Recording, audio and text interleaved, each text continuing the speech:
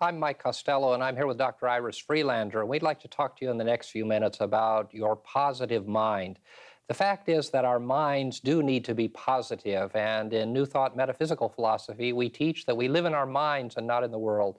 That simply means that the way that we think about circumstances and situations, the way that we think about life, the way that we think about the things that happen to us, determine how we feel and determine the quality of our lives.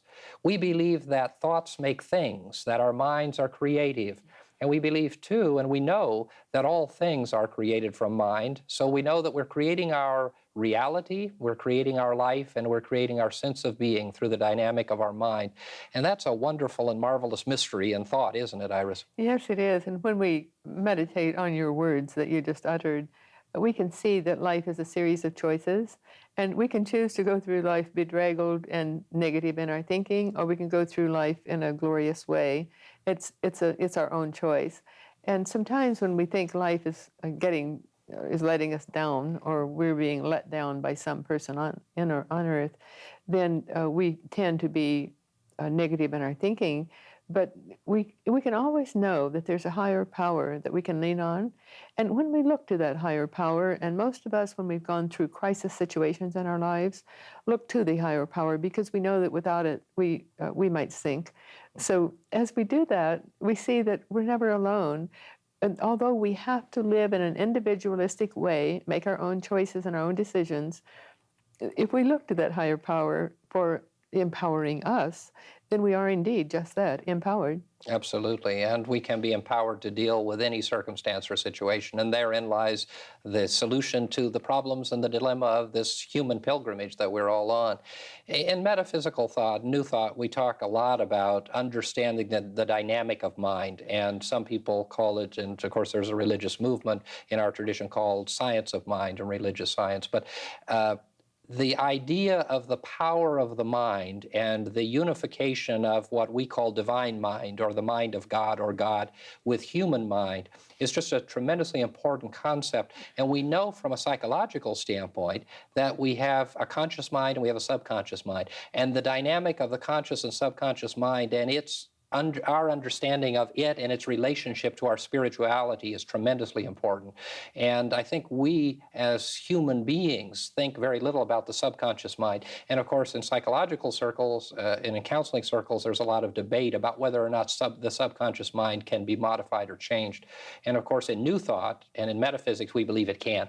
And we believe that we need to vigilantly be changing the dynamic of our subconscious mind. And just to kind of review for all of us, we know that our subconscious mind is simply taking in all of the things that our conscious mind is experiencing. It's the sum total of all of the thoughts and the experiences that we have in mind. It's the real experiences that we have, and it's the perceived experiences that we have. And in today's environment, we're finding a lot of data and information about perceived ideas that come from reading books and watching movies and TV, and how the subconscious mind differentiates between what we are really experiencing in our personal lives versus what we are experiencing through movies and the written word. But all of it's coming into our subconscious mind. And then our subconscious mind holds all this stuff, and most of it is stuff.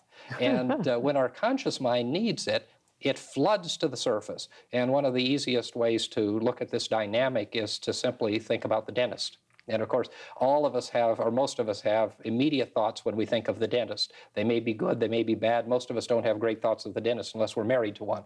So that idea that the subconscious springs forth instantaneously into our conscious mind is very, very important.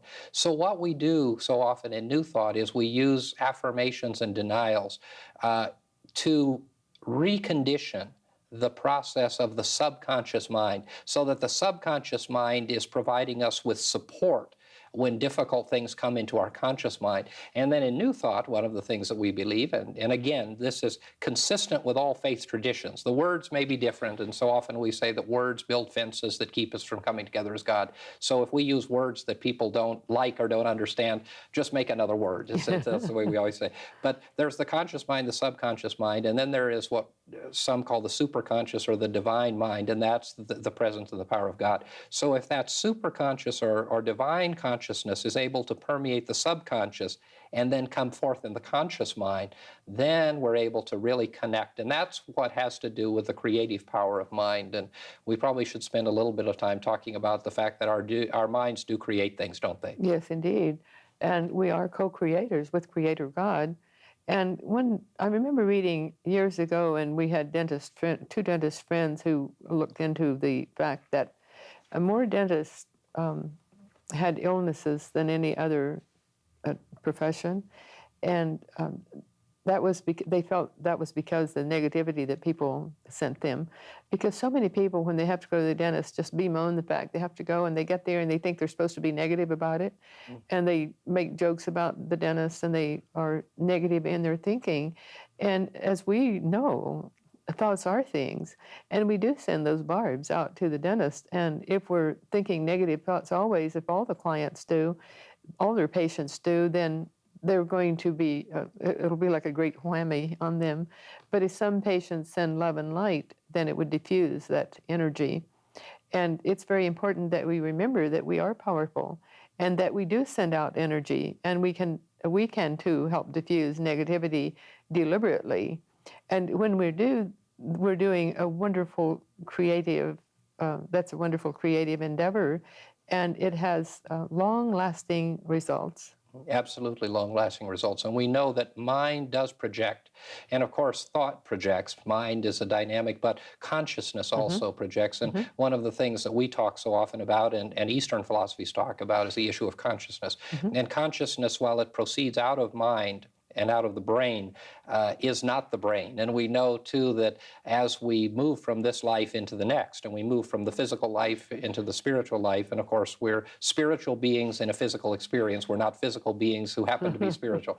So as we move our consciousness from one place to another, it is actually a dynamic which we talk about in New Thought often as creating a vibration. And an example for those who are unaccustomed to these words and these concepts, we can all relate to the idea or the situation when we walk into a room and we immediately feel that this is a welcoming environment or not a welcoming environment. And in today's world, we even hear young people for a generation or more have talked about the vibes, good vibes and bad vibes. Well, that's simply the vibration. And they're right. They're absolutely right. There is a vibratory rate that is emitted everywhere. We all emit vibration. Our consciousness emits vibration. Our thought emits vibration. And as people come into a location and they're all in negative thought, then that environment has that feeling. And we've all had personal experiences when we've met someone we immediately feel very positive about them, or others that we feel standoffish about. That has to do with what's happening with consciousness. And our consciousness and their consciousness, our consciousness and our awareness are constantly measuring our environment and telling our mind certain things. And our subconscious is drawing upon this always. It's a very interesting process. And of course, from our perspective, it is a spiritual concept. It is a spiritual process through which we move. Well, as we meet new people, we might be reminded of something even way back in time, far back in time, that person would remind us of, and then we'd send out a negative or a positive energy. And the same would be true when we're with people that we like or don't like. We're sending out that negative or positive energy. But if we can always remember to not be judgmental, but just accept what is there, what is, and also that every person has goodness within them and they're all doing their best. Even if we don't agree with what they're doing, it's their best, and they have that right. And so if we can do that, we can keep a more positive mind about us and live in a more positive fashion, and therefore more happily and healthfully, because it's our negative thoughts that help to create the illnesses within us or help preclude our getting well when we are assailed with a certain illness.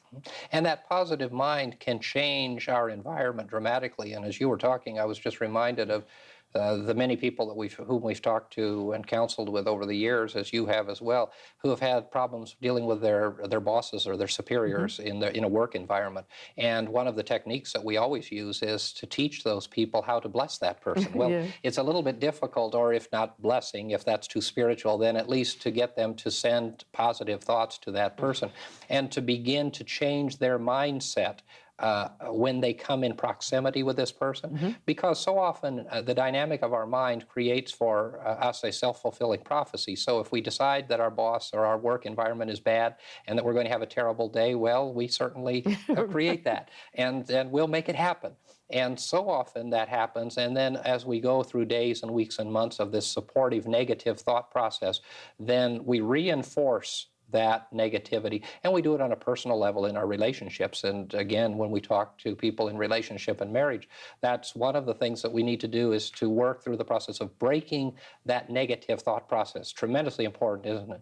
Totally important. And we sometimes have to bring ourselves up short and do it deliberately, but it becomes a habit. And if our lifetime habit is to not be judgmental and to accept everyone as being whoever they are, and we can make a game of that, and we can just wait and see what people are going to do next, and see what wonderful thing is going to happen from something that we might think wouldn't be very very lovely, then to see loveliness develop from that. But we put our own mindset on it, and then we can't see the good. But there's always good in everything, regardless. If people are doing their best, then there's good in that. We just have to sometimes look for it.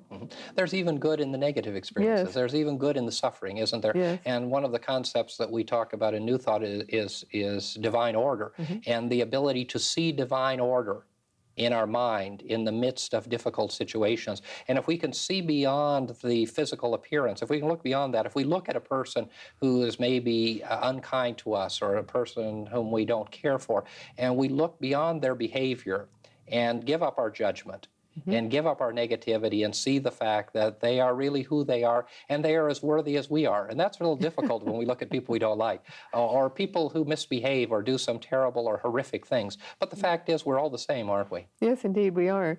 And we each have the same potential. But it's interesting that it seems that we're bombarded with specific energies from time to time. And if you look back on your counseling time, for example, you can see how people have come in to you for counseling with specific problems. And I was just thinking, it seems that right now it's interpersonal relationships of family, interpersonal relationships, not just spouses, but the interpersonal relationships of the family dynamics. And I wonder if that's just something that we're being bombarded with that now, because this is something we need to clear up in our consciousness as a humanity as a whole. I think there's a collective consciousness that has to do with the realignment of familial relationships and personal relationships. And I think in today's environment, we're seeing a shifting of certainly the roles. We've seen that for now 2 decades, and certainly the last decade. And so as roles change, relationships change. And of course, the other thing that we know so well in New Thought is that the collective consciousness, or the universal consciousness, the way that people are thinking in general, affects the world and the environment. And I think you're absolutely right in that relationships, interpersonal relationships especially, are really the great challenge that people are seeing. And next to that is stress, I think, and tension. But then overriding all of it are issues of self-esteem and self-worth. I think, more than anything, people allow their minds, and this is an aspect of not having a positive mind dynamic, allow their minds to see themselves as less than perfect, allow themselves to see themselves in such a way that they feel inadequate in one way or another.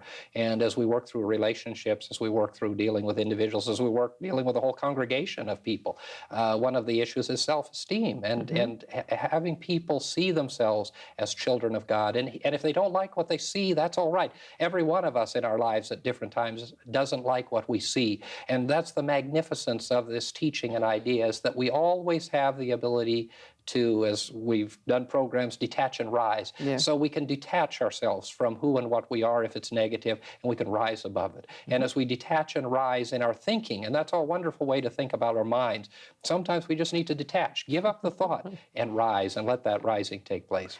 Yes, and as we look to our own consciousness and see how we relate to the mass consciousness or the global brain, then we see that what we are putting out makes a difference in the lives of all the people around us. And I think that's one reason we see the same types of problems with a lot of different people that we counsel, because there's the global brain or the mass consciousness is bringing through a certain impetus, and different people interpret it according to their own frame of reference, to their own level of consciousness. And then, but it's always still goes back to the same basic problem.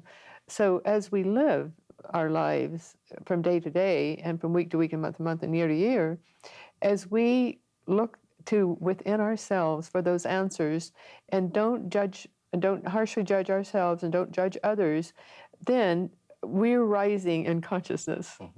And the positive mind becomes a dynamic of our life and of our thought process. And this is a great point to take a break, and we'd like to offer you the opportunity to receive some literature so that you can continue to study the ideas and concepts that we're sharing with you. We would like to give you the opportunity to explore and discover in your own home the new thought teachings that this program is sharing with you by sending you a free copy of one of these booklets. Simply address your request to Confident Living at P.O. Box 7726, Long Beach, California, 90807. Whatever your dream, whatever your vision, you can reach it through Confident Living.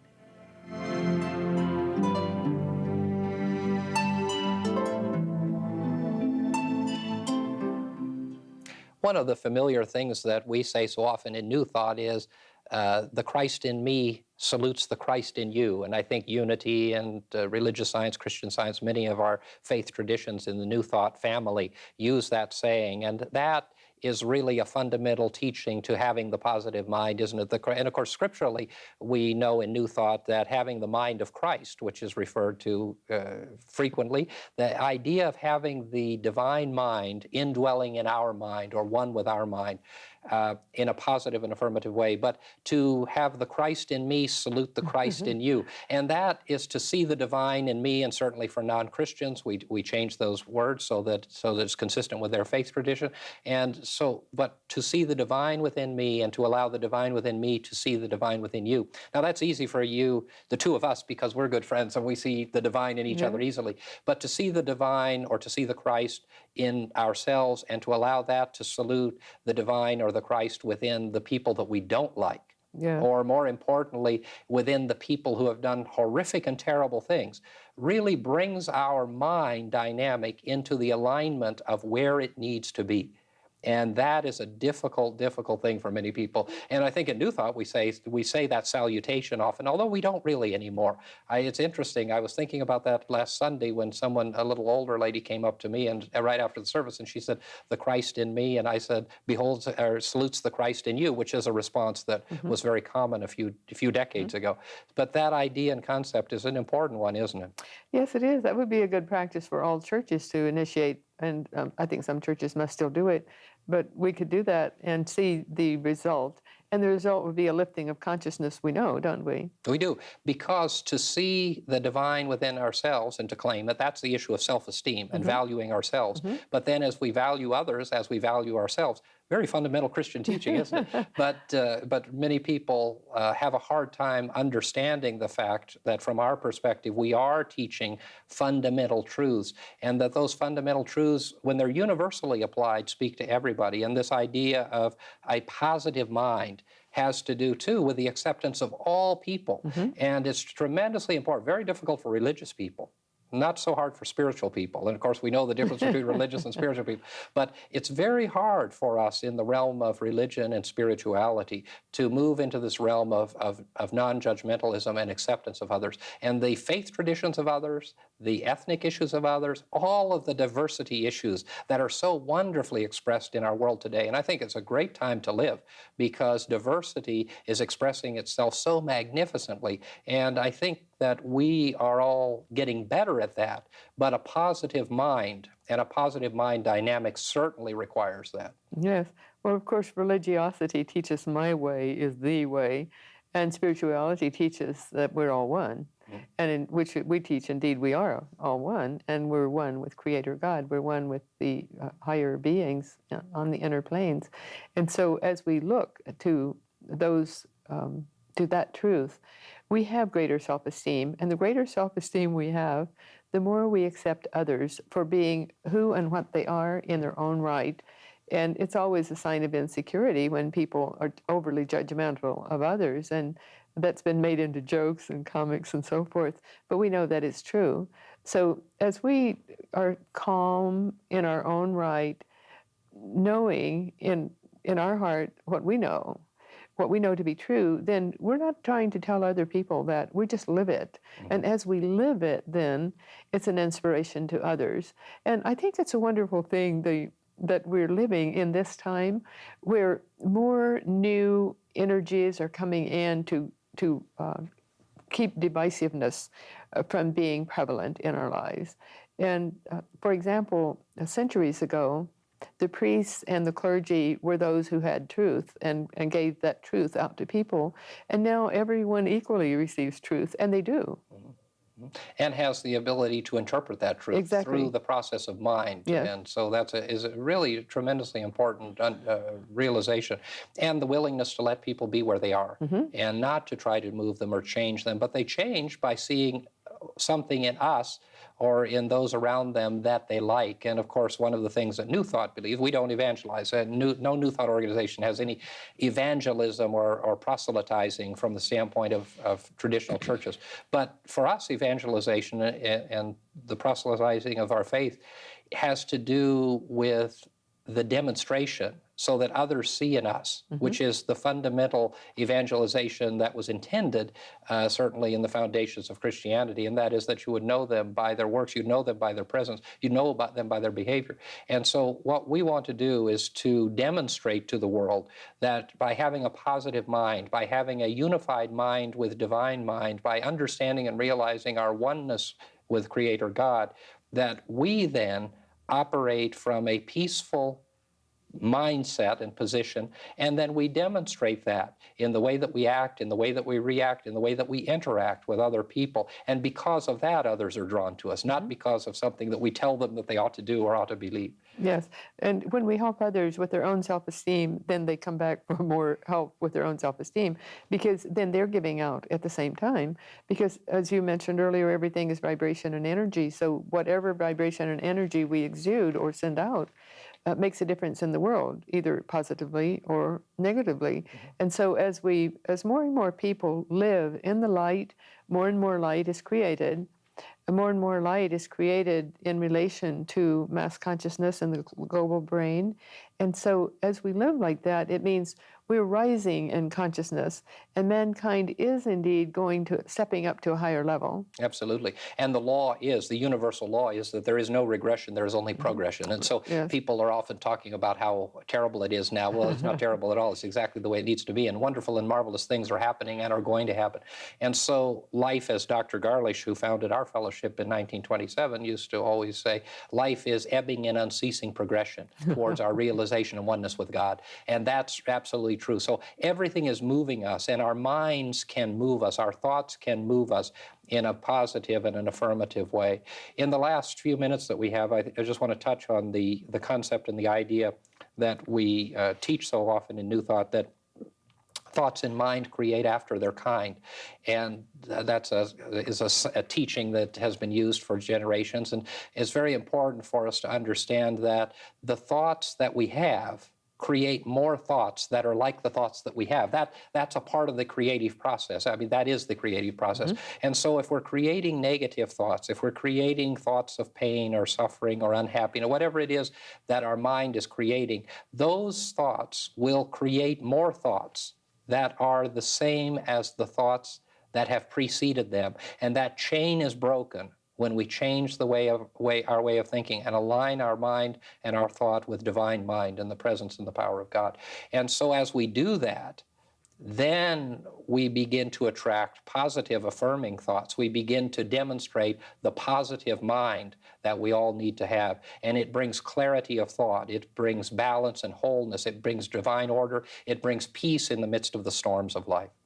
Yes, and then we're adding what we came here to do, to add to the richness of life and to add ever greater light.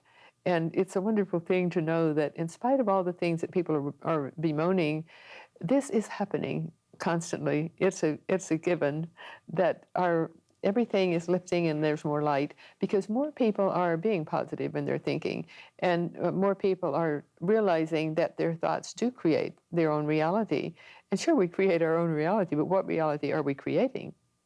And when we change those thoughts, that reality changes. And what we're called to do is to look at the reality that we're creating and decide, is this really where we want to be? But the good news is that nobody can fail. And the good news is that nothing but good can ever come about. And I think that's a brand new concept for a lot of people because they've been taught that there's a lot of evil or there's a lot of negativity or the things are bad and they're getting worse. And you just build and build and build, or some people build and build and build on that consciousness and upon that negative mind. And when that building takes place, then that becomes reality for those people. And that certainly is not where we want to be or where we believe anyone needs to be. And so we believe that good and only good come out of every experience. Now, it doesn't mean that there isn't going to be suffering and difficulty and travail. All of that simply moves us. And really, as we say, that God whispers to us in our problems and he shouts to us in our tears. And so that shouting can really empower us to bring us back to where we need to be in our thought process. Yes, and before we come in each lifetime, we have a pre-birth agreement or a sacred contract that we're going to work through specific things in that specific lifetime. And as we go through our individual life, as we adhere to that pre-birth agreement, then the more happy and strong we are, even if we're facing adversity, then we know then that we're on the right track. And this is what we came to do and to work through and to influence others. And so if we look at it like that, we can welcome, I think you had alluded to this earlier, we can welcome unpleasant change. We can welcome those things that we don't really think are the greatest, because we know that this is giving us the opportunity to work through something which we came here to do that is going to affect others, and often millions of others, because everything we do affects everyone. So the largest or the smallest that we do is going to affect all other people everywhere. And when we look at it like that, it's exciting, isn't it? It is absolutely exciting, and it is the fundamental of confident living that we share with you in this program. We hope that you found the information that we've been discussing useful, and we look forward to seeing you next time.